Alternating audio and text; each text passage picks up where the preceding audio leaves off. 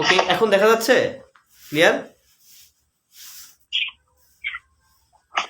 এবার দেখেন সূর্যোদয়, এই সূর্যোদয় শব্দের মধ্যে দেখেন মাঝখানের মধ্যে কি আছে?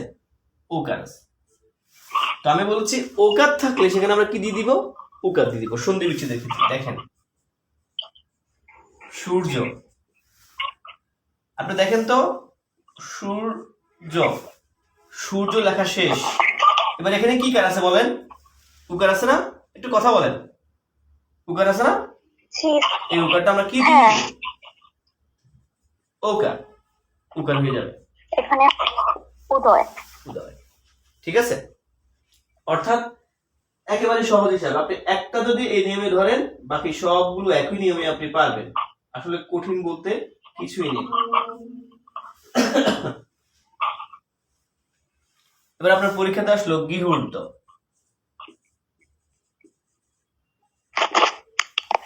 গৃহূর্ত পারবেন? দেখেন তো।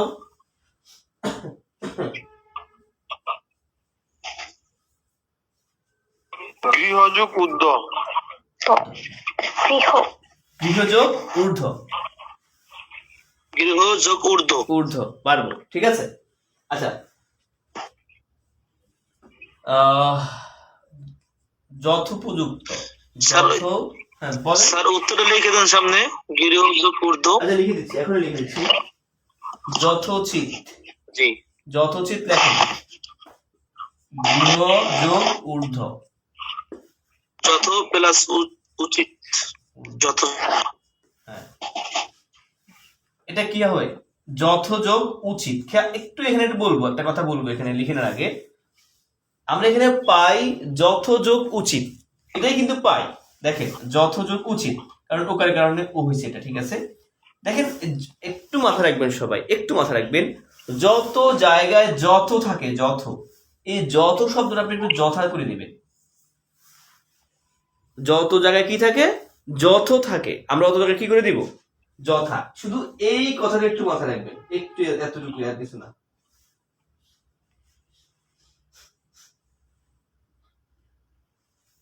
একটা প্রশ্ন, স্যার যেমন স্যার একটা প্রশ্ন প্রায় সময় আসে, স্যার কোন কোন ক্ষেত্রে মানে জি বলেন। স্যার কোন কোন ক্ষেত্রে এই যে যথা যথ দেব আমরা, কোন কোন ক্ষেত্রে কোন জায়গায় কি করতে? যদি ধরেন আপনি ব্যাখ্যা করার পরে পাইছেন যথ, ঠিক না? এটা আমরা এখন যথোচিত। জি। তা আপনি যথোচিত যখন লিখলেন, আপনি এখানে পাইছেন কি? যথযোগ উচিত না? যথ পাইছেন না? জি। এই যথ থাকলে মানে যথ পাইলে সেখানে যথা করে দিবেন, এতটুকুই, আর কিছু না। কারণ যথ শব্দের অর্থ নাই। তো তাহলে এখানে হবে যথা হবে সেখানে। তাহলে এখানে হবে যথা প্লাস উচিত। হ্যাঁ হ্যাঁ, উচিত তো এমনি হয়েছে, এখান থেকেই হয়েছে। এবার হিতোপদেশ দেখেন তো পারেন কিনা? স্যার তাহলে স্যার এই যে গৃহ অর্থ এখানে দীর্ঘকার হলো কেন স্যার? আচ্ছা, এখানে একটু বলে রাখবেন, এটা এটা শব্দের গঠন অনুযায়ী হয়েছে। এটা প্রত্যেক জায়গায় শব্দের গঠন অনুযায়ী হয়েছে। কারণ এখানে একটু খেয়াল করবেন, এই বর্ণটা যদি একসাথে থাকে আগের শব্দটা দীর্ঘকার হয়ে যায়। যেমন গৃহূর্ত, আর হচ্ছে গঙ্গুর্মি। গঙ্গুর্মি, যেমন আপনি যদি গঙ্গুর্মি করেন তাহলে কি হয়? গঙ্গযোগ উর্মি। অর্থাৎ এখানে একটু খেয়াল রাখবেন, এখানে যদি ধ ভ রে একসাথে থাকে শেষের দিকে, তাহলে আগের বর্ণটা এই রস্যকারের পরিবর্তে দীর্ঘকার দিয়ে দিবেন। যেমন এই দুইটাই। স্যার তাহলে এই যে স্যার তাহলে উপরে তো হয়নি স্যার। হ্যাঁ, উপরেরটা তো হয়নি তাহলে। কোনটা? উপরেরটা তো এই উপরেরটা সূর্য প্লাস উদয়। তো এখানে কি এটা আছে?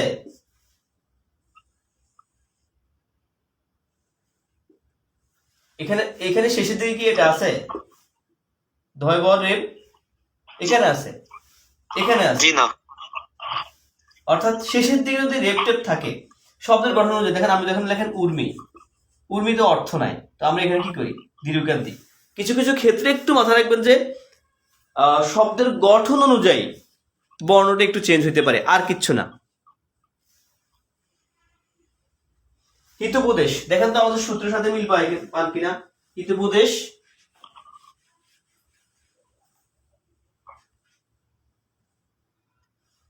হিত প্লাস উপদেশ। হ্যাঁ, পরোপকার, দেখেন তো হয় কিনা?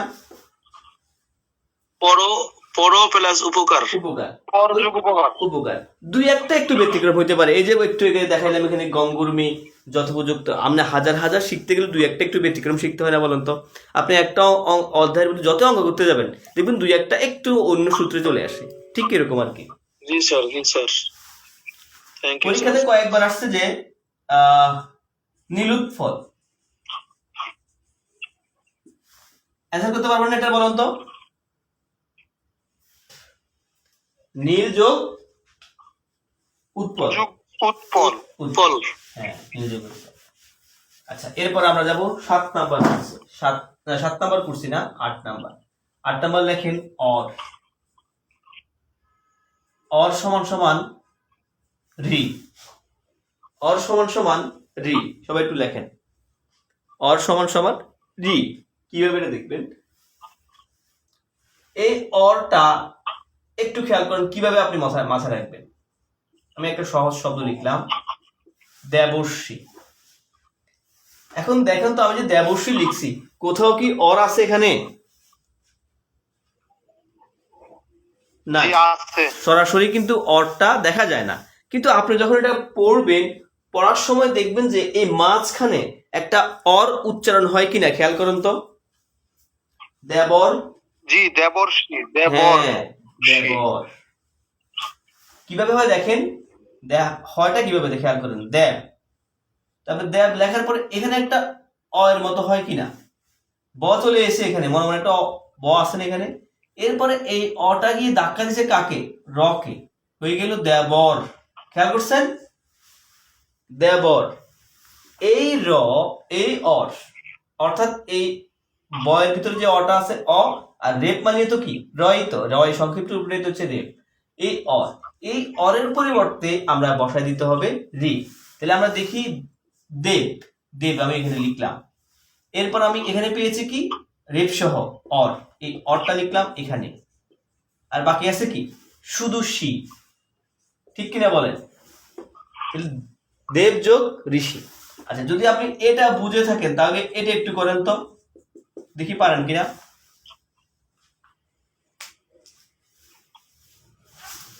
তাহলে এটা তো সপ্তযুগ ঋষি হওয়ার কথা। হ্যাঁ, এটাই তো হবে। দেখেন না, সপ্ত, সপ্তর্ষি, সপ্তর্ষি, দেখেন সপ্ত, এখানে এখানে অরের মতো হয় কিনা দেখেন। সপ্তর, সপ্তর, অর হচ্ছে না? সপ্তর। তো এই অরের পরিবর্তে রি, এর বাকি আছে শি, সপ্তর্ষি। বুঝতে পেরেছেন?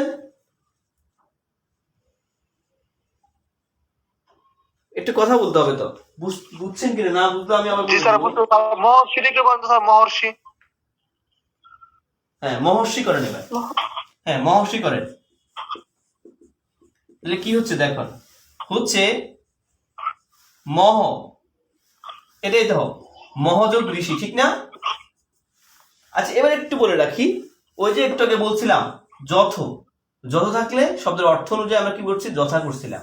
এখানে যদি কোনো শব্দের মধ্যে মহ থাকে, আজীবন মনে রাখবেন, মহ থাকলে সেখানে আমরা একটু, কারণ মহান শব্দের সংক্ষিপ্ত রূপ হচ্ছে মহ, এই জন্য এখানে মহ তাকে লিখে দিবেন।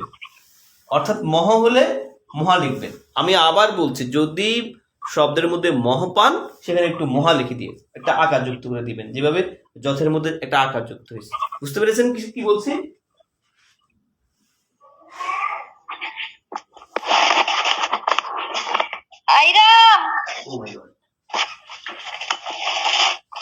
ঠিক আছে, বুঝতে পেরেছেন? এই তিনটা কথা বলতে হবে একটু। আচ্ছা, এবার আমরা সামনে আগাই।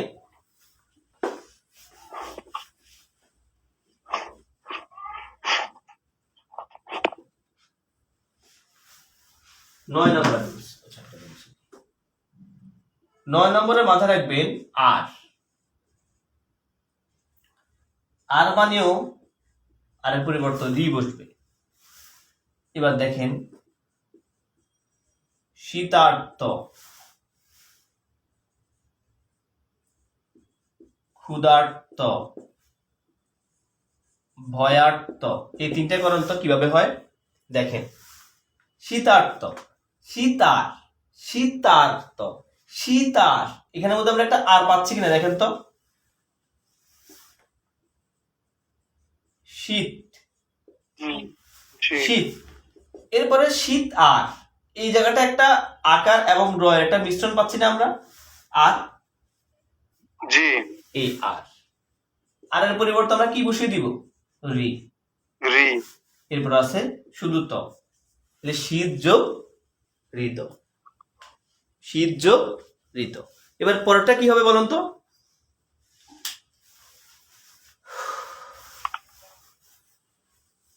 ক্ষুদ্রগৃত, ক্ষুধার্ত। এবার একটু দেখি আমরা, খুদ যোগ ঋত, খেয়াল করেন এখানে, এখানে একটু মাথা রাখবেন, খুদ শব্দের অর্থটা আসলে সম্পূর্ণভাবে পাওয়া যায় না। আমরা জানি সন্ধির মধ্যে দুইটা পার্টের অর্থ থাকে, এখানে আমরা খুদের জায়গায় একটু ক্ষুধা লিখে দিব। ওই যে বললাম দুই একটা একটু ব্যতিক্রম থাকে, কারণ এখানে খুদ লিখলে খুদের অর্থ পাওয়া যায় না, ক্ষুধার অর্থ আছে। এই জন্য আমরা কি করব, শুধু শব্দের গঠন অনুযায়ী খুদের মধ্যে ক্ষুধাটা লাগাই দিব, আর বাকি রুলসটা ঠিক আছে। আমার যে রুলসটা কিন্তু বরাবরে আপনি পাচ্ছেন, শুধু এইখানে শব্দের গঠন অনুযায়ী আমি খুদের জায়গায় ক্ষুধা করে ফেললাম। ভয়টা করেন তো, ভয়টা কিন্তু আবার দেখেন ঠিক আছে, বয়যুগৃত, এটা আবার কিন্তু মিলে গেছে না বলেন তো, এটা মিলে গেছে। ওই যে বললাম দুই একটা একটু ব্যতিক্রম থাকতেই পারে, একটা ওইভাবে আমরা একটু ছাড় দিতে হবে। এখন আরেকটা করেন, তৃষার্ত, পারবেন না এটা, দেখেন তো,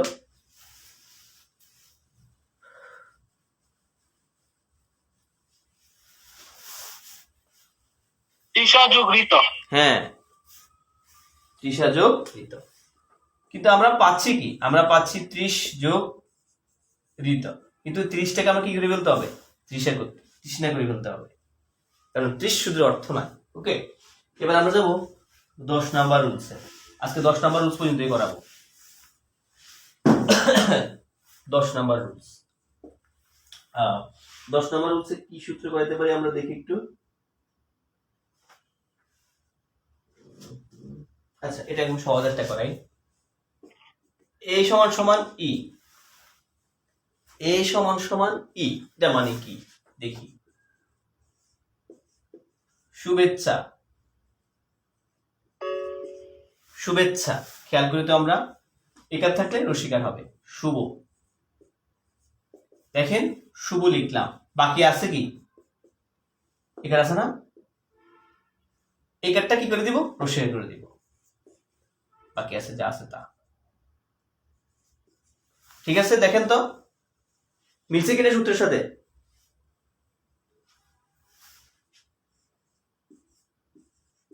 নরেন্দ্র মোদীর নাম শুনেছি আমরা, নরেন্দ্র, দেখেন তো পারেন কিনা।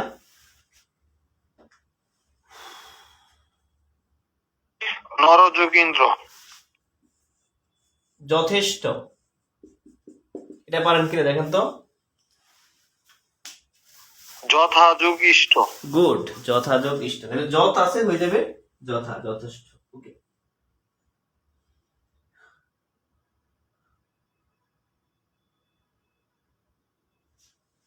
পূর্ণেন্দু, এটা পরীক্ষাতে আসছে এই জন্য এটা করাচ্ছি, পূর্ণেন্দু, পারেন কিনা দেখেন তো।